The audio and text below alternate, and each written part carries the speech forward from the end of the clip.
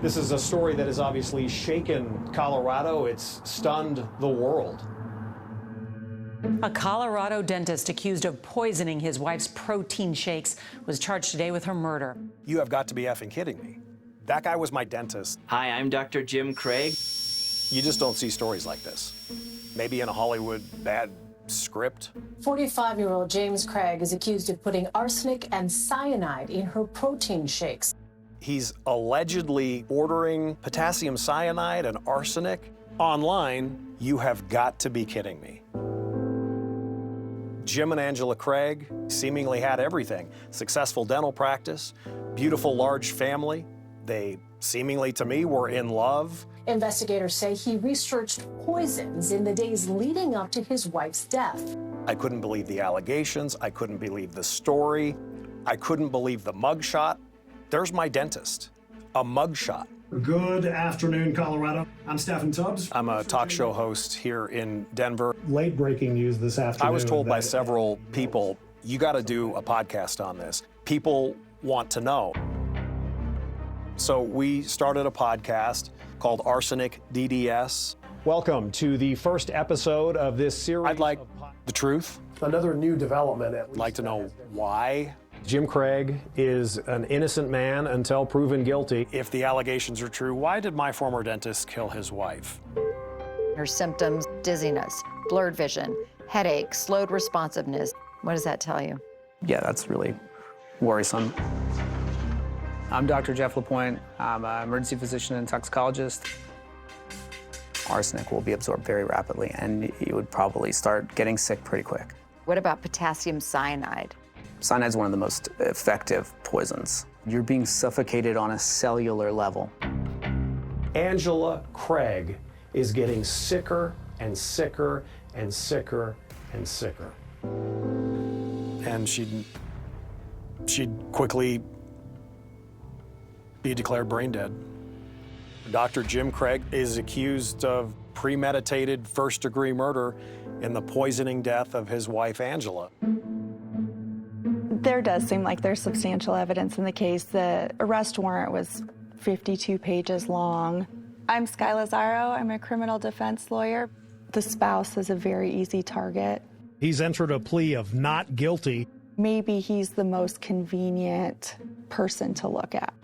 If I'm the defense on this, you go after the state and you say, you didn't go look at things you should have looked at. He administered, allegedly, the poison via her protein shakes. The state hasn't presented you any evidence that the poison was actually in the drink.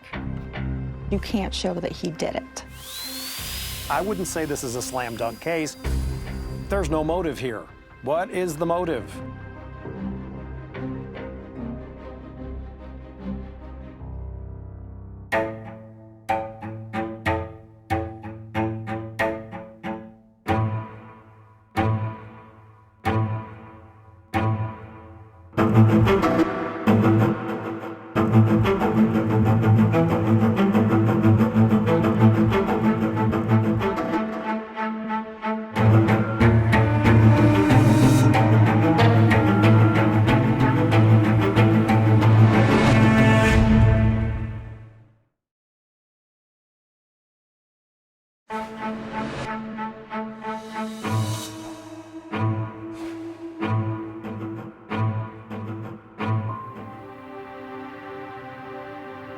Under that vast Rocky Mountain sky on March 18, 2023, in the Denver suburb of Aurora, Angela Craig died. Just days later, former radio personality Stephen Tubbs began his podcast about the sensational case and the unimaginable news. I want to personally send our condolences to the friends and family of Angela Craig. Just 43 years old, she passed away, declared brain dead. And not lost on me is the fact that this family has been temporarily destroyed. Jim Craig had been almost immediately charged with the first-degree murder of his wife, Angela. He has pleaded not guilty. The story of the dentist, his wife, and the allegedly poisoned shakes would be told around the world. Come on. A dentist allegedly ordering potassium cyanide and arsenic Really? But it was all as painfully real as a dentist's drill. Dr. Craig and Angela Craig were just like two peas in a pod.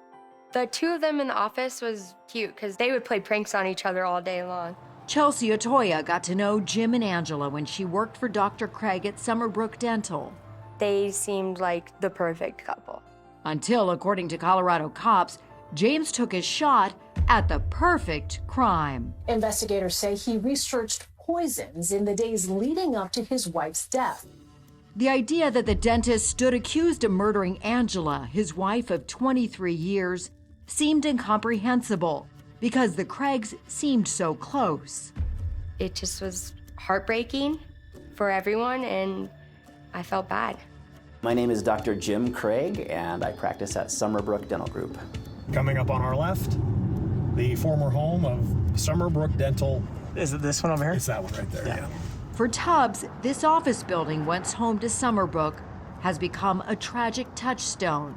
The last time that I had eye contact with Dr. Jim Craig, he gave me a root canal. I thought he was a great guy. I got incredibly competent, friendly care. He was a family man. We talked about his family, his kids. I met his wife. Angela was the heart and soul of that family, mother to their 6 children, and a hands-on partner in what seemed like a thriving business. She was not somebody just to sit there and stay quiet. She was engaged in the dental practice. She was somebody who was talking about ideas and their marketing, their message. Tubbs helped refine that message, working on some of Summerbrook's advertising. He witnessed how those two peas in a pod worked side by side, with Angela pitching in as one of Jim's office managers. I thought it was kind of cool. You know, you've got a husband and wife, huge family. I thought it was great to see a small Colorado business operated by, husband and wife. Welcome to our 3rd edition of this podcast. Tubbs' podcast would delve into the disturbing details of Angela's medical journey, how and why she was allegedly murdered. That account from police is contained in this 52-page arrest warrant. In nearly 34 years of being a newsman, the most unbelievable and seemingly thorough arrest affidavit I have ever read. The warrant alleges that James has shown the planning and intent to end his wife's life by searching for ways to kill someone undetected. This was not the James Craig that I knew. Dentistry can be expensive, dentistry can be scary, dentistry can be uncomfortable. The James Craig Aurora knew was on display that March 6, 2023, the day Angela's odyssey began. Jim was at Summerbrook when Angela texted from home. "My eyes don't want to focus," she texted. "I feel drugged." And Jim headed right home. He picked up Angela and drove to the ER at Parker Adventist Hospital. She reported feeling dizzy and weak. Doctors fast went to work.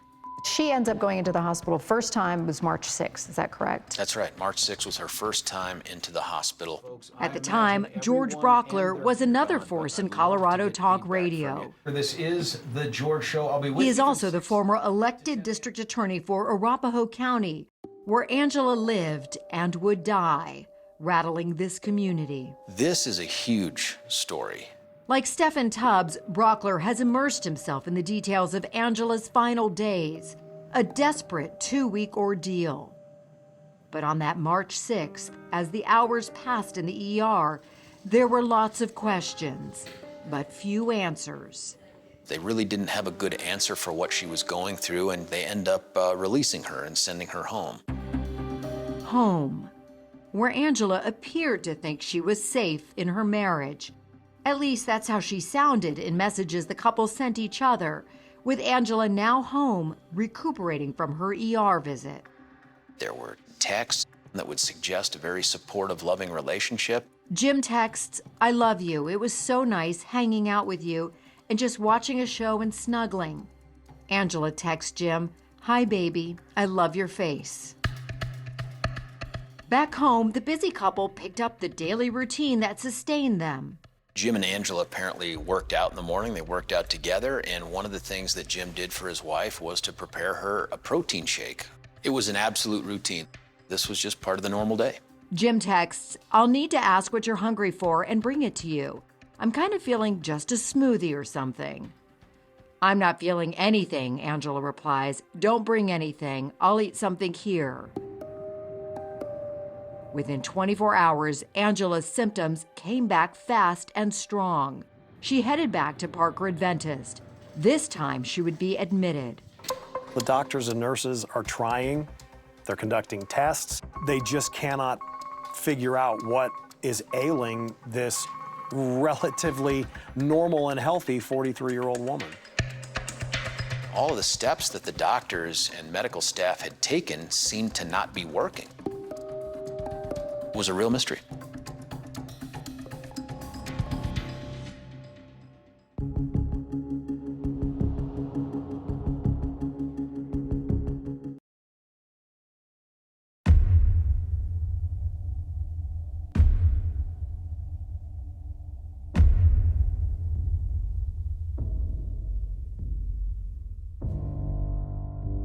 There was nothing that would be even remotely a red flag or this is a rocky, troubled marriage, none of that at all. With Angela still terribly sick, in March of 2023, she was back at Parker Adventist a second time, now as an admitted patient. According to the warrant, during her stay, Angela texted her husband, Jim, "Now I'm hungry," and he texted back later that he was bringing food, writing, "Okay, I got you." Of the loving husband who wants to see his wife remain healthy. That arrest warrant contains numerous texts detailing how, as Angela was hospitalized, Jim went back and forth from their home to her bedside to Summerbrook, a husband seemingly supporting his wife and caring for their kids. He's continuing to go to work, and I don't begrudge him for that. He's got a family of 6 kids. And the warrant would show that apparent trust that Angela placed in Jim, how she reached out to him to share her symptoms, texting, "I'm cold, super tired, weak, shaky, and dizzy." And Jim sent compassionate texts to Angela, "I love you and miss you, and I'm so worried. I wish you were healthy enough to come home tonight and snuggle me."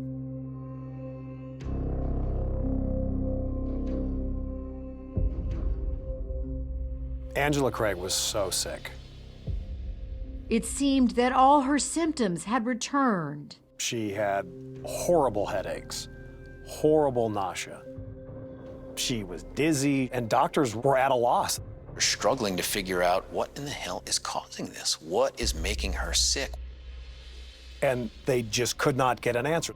As Angela stayed in the hospital without a diagnosis, Jim Craig was in touch with his friends Michelle and Ryan Redfern, a fellow dentist. Ryan had recently become business partners with Jim, he would later tell police. Ryan Redfern went to dental school with Jim Craig all those 20-plus years ago. He'd known him all that time. He was a close confidant.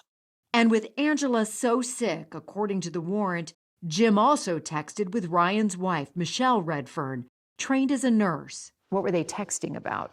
The texts were really the kinds of things you would exchange with someone who's another medical professional. I mean, he was talking about blood pressure. He was talking about concerns the doctors had expressed about symptomology that should have resolved by now. But one of Jim's texts, in retrospect, seemed odd, as it appeared he was making light of Angela's mysterious illness. Jim Craig texts Michelle Redfern, quote, "If it wasn't my wife, this would be kind of a fun puzzle to try to work out." Exclamation point. Who says that? Still, a bad joke in times of crisis isn't unusual, says former DA Brockler. Everybody reacts to trauma differently. And James Craig seemed worried. It had been 4 hectic days since Angela was admitted.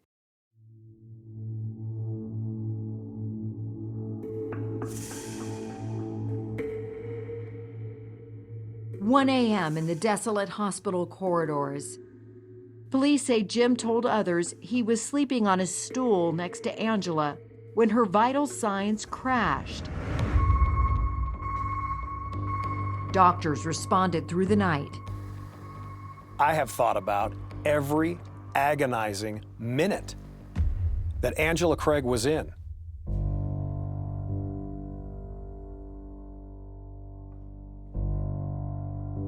But over the next day, Angela seemed to stabilize. And on March 14th, still with no answers as to why she was sick, Angela was released from Parker for a second time. Once again, Angela came home to her husband of 23 years. But she wouldn't be home for long. Within a day, she started feeling sick again. So on March 15th, she was admitted to nearby University Hospital. There would be more tubes and tests and monitors. Jim was soon by her side. They had no idea what was wrong with her. Police say Jim didn't stay long at first. Within half an hour, he drove home from the hospital. Then about an hour and a half later, he returned carrying food. Cops say he then went into Angela's room alone. Soon after, Angela had a seizure, and once again, her vital signs crashed. It was critical. Jim Craig took these photos of Angela as hospital staff tried to save her. Angela, once so full of life, was put on life support.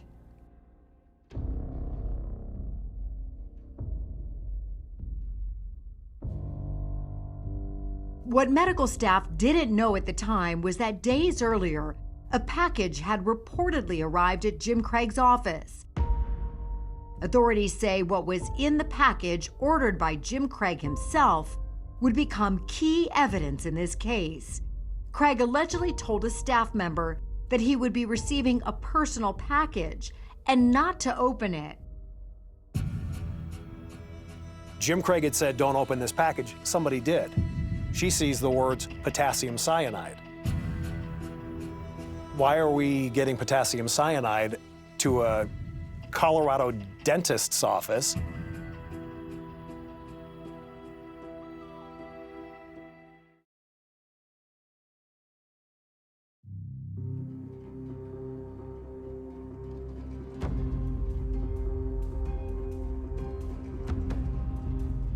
Angela Craig was on life support, fighting to survive.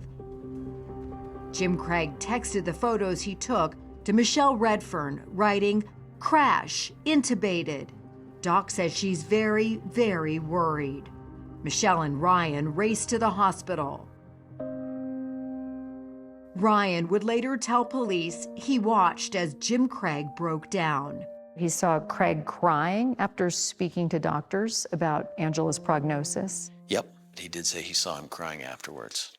But according to police, Ryan Redfern was far from convinced those tears were real.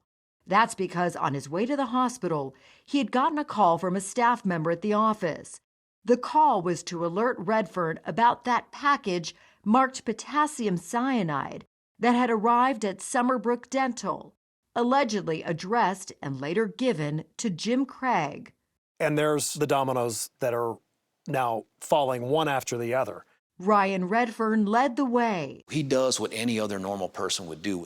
According to police, while Angela was on life support, Ryan tells a nurse that Jim Craig recently ordered potassium cyanide, adding that there was no medical reason or purpose to order potassium cyanide for a dental practice. The nurse, being a mandatory reporter, calls Aurora police, and I mean, it's like that. Within 5 hours, probably even less, there is a member of the homicide unit with Aurora PD at University Hospital. Cops started asking questions. Then, according to the warrant, Ryan received a call from James' personal cell phone. Tell me about that phone call. I think Ryan and his wife are in the parking lot of the hospital when Jim calls them. According to police, Jim asked Ryan if he had said anything to the hospital staff. Ryan confirmed that he had, and told Jim that he knew what Jim had ordered. And Jim replied that the package was a ring for Angela and that he wanted to surprise her. And Ryan says, it's not a ring. We know what was in there. I mean, this is a testament to Ryan Redfern. A decades-long friendship was about to be tested, then shattered. This tale was once again told in a text revealed in that warrant, as the next morning, James Craig pleaded with his pal and partner, texting in part, "I want to make an urgent plea to you. Please don't talk to anyone, including any law enforcement officers. You are under no obligation to answer their questions unless you are served a subpoena, and you will do more damage than good to my family by continuing to insert yourself into this." How damning is that text in itself? I'm trying to think of all the innocent applications of the phrase, please don't talk to the police. I can't come up with any. It's a desperate effort to try to keep Ryan from cooperating any farther with law enforcement. But if that's what he was trying to do, it was too late. Police had already launched their investigation.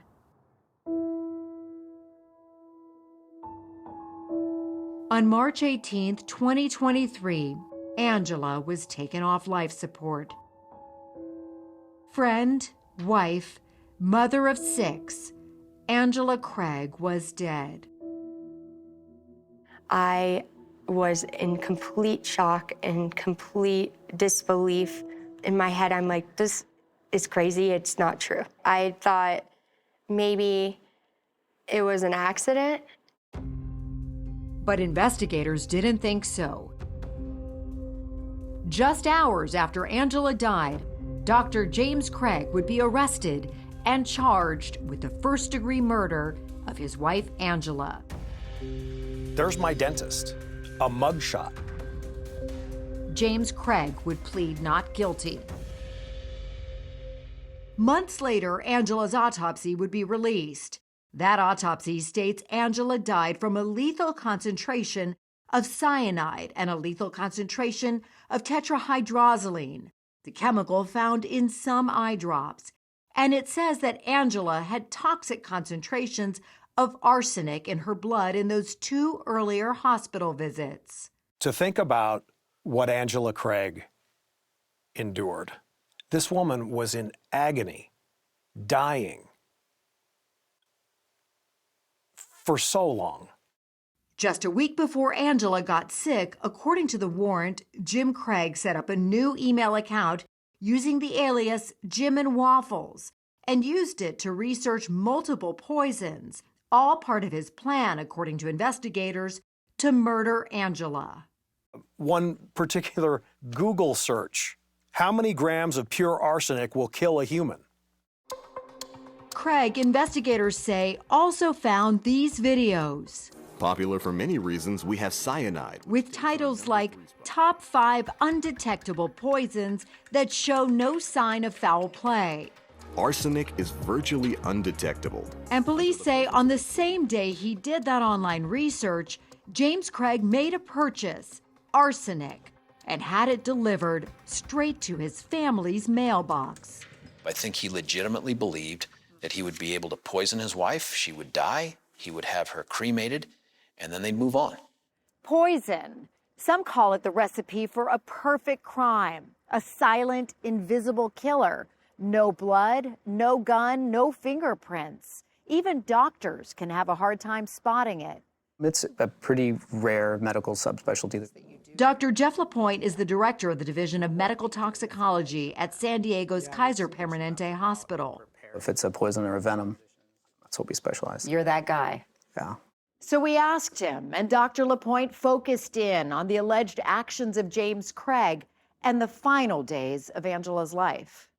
He reviewed the arrest warrant for us and some of the deadly drugs it lists. Let's start with arsenic. Okay. Yeah, arsenic is a very famous poison. It's not detectable by taste or odor. Dr. Lapointe says Angela's symptoms in those first 2 hospital visits are consistent with arsenic poisoning. Nausea and vomiting. Lower blood pressure, higher blood pressure? Generally lower. How much would kill a person? It does not take very much. But police say there was more. A week after he purchased that arsenic, They allege Craig, as Jim and Waffles, went back online. He ordered a second poison, beguiling and beautiful. Oleandrin, what is that? So oleandrin is a toxin found in oleander. I'm thinking of those white flowers. Yeah, That's they're really beautiful. Yeah. As lovely as a rose, only deadly. It prevents the heart from beating very efficiently. But after 3 days, the oleandrin hadn't been delivered. That's when investigators say Jim Craig upped the ante. Cops say he placed this order with a medical supply company for his strongest toxin yet, potassium cyanide. Cyanide is one of the most effective poisons that exist. Just a microdose could kill you then. Yeah, a very small amount per kilogram and you're not gonna live.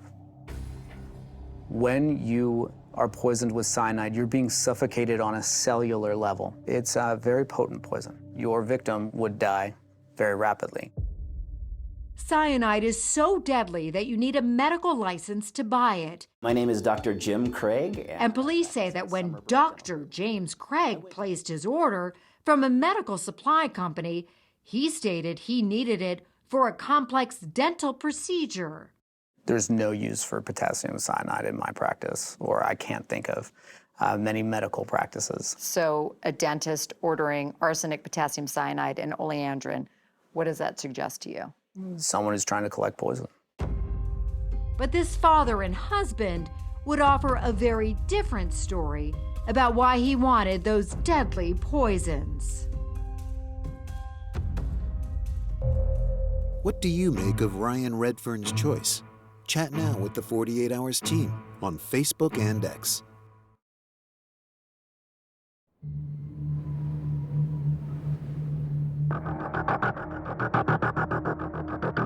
Detectives suspected Jim Craig had bought all those poisons to kill his wife, but they wanted to know why. They would find a lead miles away from Aurora on a trip Jim Craig made and a woman he met just before Angela got sick. Doesn't it just always seem like there's another woman involved? Always. Almost always. What happens in Vegas stays in Vegas. It's a rule of the road there. But investigators allege it is yet one more rule James Craig didn't think he had to play by when he met Karen Kane. Karen Kane, an orthodontist from Austin, Texas. She meets Jim Craig at a dental conference in Las Vegas. It was February 23rd, a week and a half before Angela Craig first went to the hospital. The doctor was traveling alone, and he rolled the dice. They strike up a relationship. They hit it off. It's a whirlwind. A few weeks later, according to the warrant, Karen Kane would fly to Colorado and rendezvous in this hotel with James Craig. He would use that newly created email, Jim and Waffles, to flirt with her. It's not illegal to have affairs. Sky Lazaro is an experienced defense attorney familiar with cases involving poison. James Craig and his attorney declined our request for an interview.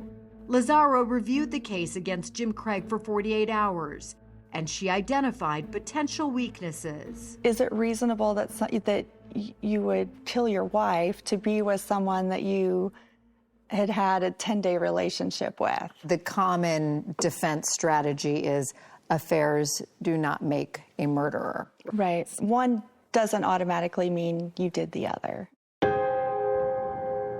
At the time she visited Jim in Colorado, Karen Kane did seem to know Angela was very sick and in the hospital. In fact, she had sent a concerned email to Jim. It read in part, "Hi, honey, I am so sorry for what has transpired this week in your world. I am praying for you and seeking God's wisdom for this time. I love you." But there is no evidence to suggest Karen Kane knew anything more. Nothing that I have seen gives any indication that she knew that Jim was trying to kill his wife. And according to investigators, Jim Craig lied to Karen, telling her that he filed for divorce and was living separate in an apartment. He gives the standard, male, typical, I'm going through a divorce. No, he's not. And a detective said she told them her relationship with Jim was intimate, but not sexual. Karen Kane sent 48 Hours an email writing, "I had absolutely nothing to do with this horrific crime, and my heart is absolutely broken for Angela Craig and her family." And she says she is cooperating fully with the police and prosecution. Karen Kane met the wrong guy at the wrong time. She didn't know anything. Tubbs and Brockler imply maybe no one knew anything about who Jim Craig really was. His pristine image, loving parent, church member, dedicated husband, now all being questioned. And as cops continue to investigate, another possible motive emerged. One of the things that surprised me in this story is the financial duress that Summerbrook Dental was under. In fact, Jim Craig's business had filed for bankruptcy in 2020. Shortly after, his then friend Ryan Redfern signed on as a partner. Financial problems. Financial problems. He was way in over his head then, in debt. Way in over his head. And at a preliminary hearing in 2023, prosecutors argued that Jim Craig had about 3.4 million reasons to kill his wife, the value of Angela's life insurance. Jim had liabilities in excess of $2 million, and we know that from some of the bankruptcy filings. But Lazaro says she's not convinced those financial problems give James Craig a motive for murder.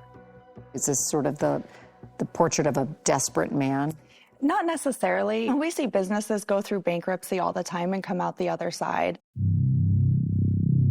And as for any poisons he may have ordered, Lazaro states those purchases may not even be illegal. He can legitimately purchase it because he has a DEA number. As a doctor, as a dentist, right? Right. Just having it isn't murder. Administering it. Right. But according to the arrest paperwork, Jim Craig might have thought he had that figured out too. Authorities say he could have slipped the poison into one of those protein shakes he so often made. The morning routine at home, for example. Yeah. On that morning of March 15th, the day Angela Craig would finally crash before she was taken to the hospital, she was home with Jim. Investigators say that's when he may have made her one of those protein shakes and laced it with potassium cyanide. It is tasteless, it is odorless, it is colorless, it is really hideable inside something like a shake. And highly lethal. Highly lethal. But Attorney Lazaro counters the evidence may not be there. She has reviewed the transcripts from that July 2023 preliminary hearing and says there's nothing there that shows Jim Craig put poison in Angela's shakes. They went and tested everything in the house and didn't find any trace evidence of there being arsenic or cyanide or anything in the protein powder, in the protein bottles. The state hasn't presented you any evidence that the poison was actually in the drink. And Lazaro says the defense can paint a picture of Jim Craig as a kind and attentive partner. Jim's text messages to Angela are extremely loving and extremely caring. He repeatedly asks her how she's doing. He tells her he loves her. So if Jim Craig didn't poison his wife, who did? Craig had a story to tell about that. Go behind the scenes with the 48 Hours Postmortem podcast.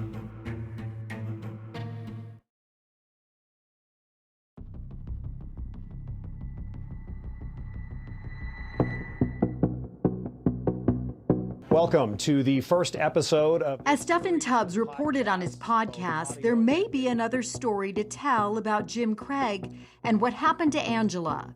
The story wasn't about murder. It was about suicide. Craig says to the business partner on the phone, she was just playing chicken.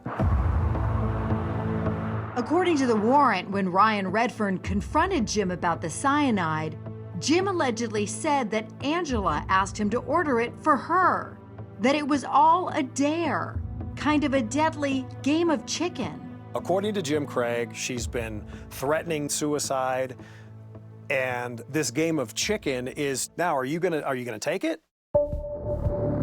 But according to that 52-page warrant, none of Angela's family members told police she was suicidal.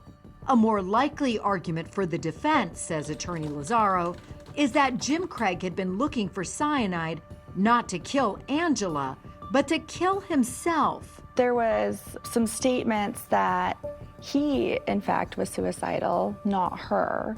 At that preliminary hearing in 2023, Jim Craig's defense team said Jim had spoken to a friend about his own past plans to die by suicide, and that Dr. Craig had made a statement to that friend that he was going to die by suicide with something that was not traceable. The defense pointed out that Jim suffered from depression and went to counseling in the past. And as the defense indicated, Jim told Angela at one point that he had actually drugged her years earlier when he had tried to kill himself, hoping that while she was drugged, she wouldn't be able to stop him. It sounds like there had been something that he had tried before with her. That he had drugged her so that she would fall asleep so that he could go essentially kill himself and she wouldn't be there to render any aid or call for help. And remember when Angela first started feeling sick and she texted Jim, "I feel drugged"? Craig's defense points out that he texted back, "Given our history, I know that must be triggering. Just for the record, I didn't drug you." The defense said this text supports the story of Jim Craig's past depression and suicide attempts. But Lazaro says it's unlikely the defense would try to tell a jury that Jim and Angela were both trying to die by suicide. You have to pick one at some point. And it's either she's suicidal or that he's suicidal and this is why he bought the drugs.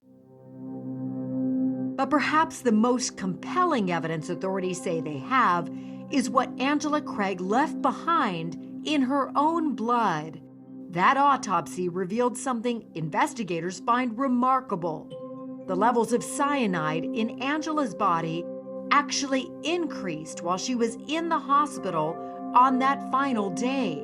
The possible implication? Tubbs wonders if prosecutors will contend Craig gave his wife more poison in the hospital. If the allegations are true, this is about as cruel as it gets, period. Jim Craig's defense has hired its own toxicologist. And come his trial for murder, Sky Lazaro says Jim Craig, innocent until proven guilty, may himself be portrayed as a victim of cops too eager to make a fast arrest. It's essentially a 3-day investigation. Jim Craig's quick arrest, she says, could be a weakness for the state. You decided from the get-go that this had to be poisoning. This was the foregone conclusion. So you never went and looked for anything else. And as for that idea that poison might be the key to someone trying to commit the perfect crime, toxicologist Dr. Jeff Lapointe says that is just plain wrong. You're gonna get caught. That's an important message. Yeah, very. There are ways that these will be traced and you will be found. You'll be found.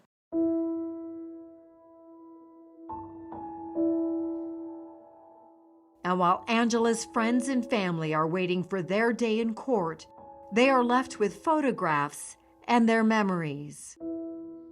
3 of Jim and Angela's 6 children are living with Jim Craig's brother. The other 3 are now adults living on their own, including their daughter Mira. On Mother's Day 2023, Mira wrote this on social media. "As of tomorrow, my mom will be 2 months gone.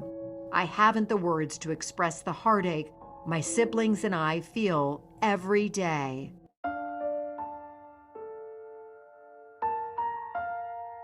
There's no words, you know? The whole situation is just traumatic. This will all end, the lights will come down, the cameras leave. 30 years from now, those kids who are in their teens right now still will be without a mom.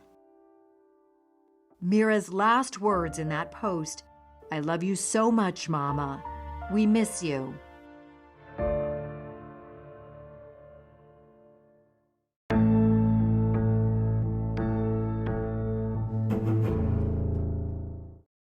Need more time with 48 Hours? Go deep behind every true crime episode with first-hand accounts from 48 Hours Investigations. Were you at all prepared for what happened in this case? Shock is the word that comes to mind. Get inside the twists and turns and get in on the case. Listen to Postmortem from 48 Hours, now available wherever you get your podcasts.